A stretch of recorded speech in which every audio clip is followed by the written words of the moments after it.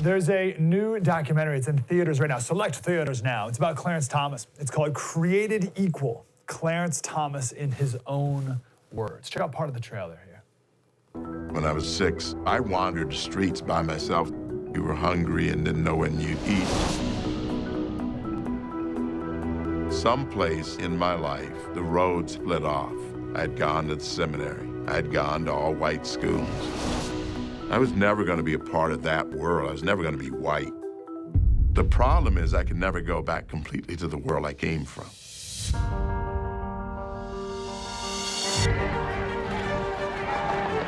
We're supposed to be revolutionaries. We were for anybody who's kind of in your face. I saw what I had become, lashing out at every single thing. And then I asked God that if you take anger out of my heart, I'll never hate again. And that was the beginning of the slow return to where I started. I want my candidacy to unify our country. I was under constant attack. You're not really black because you're not doing what we expect black people to do.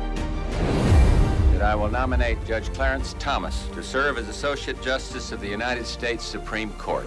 That's when all heck broke loose. Judge Thomas began to use work situations to discuss sex. We know exactly what's going on here. This is the wrong black guy. He has to be destroyed. You really didn't matter. What mattered was what they wanted. So you'd still like to serve on the Supreme Court? I'd rather die than withdraw from the process. I wanted to be able to say I lived up to my oath and did my best.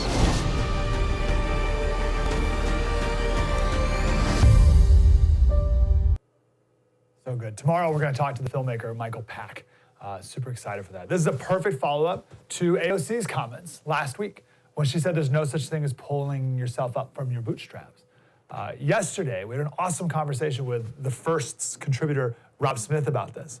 He was at that hearing when AOC said that. He was able to share his testimony and his story right to AOC. And yesterday on our show, we were able to slow it down and talk into more detail. And it was super insightful. It's on the clips of that on my Twitter, Slater Radio on Twitter, and also the First on TV, their Twitter page. But I want to thank AOC for saying that about bootstraps, because it gives us an excuse to share stories of people who have pulled themselves up by their bootstraps, and we all love those stories. Now, last week when we talked about that AOC clip, we talked about the history of that expression, pulling yourself up from your bootstraps.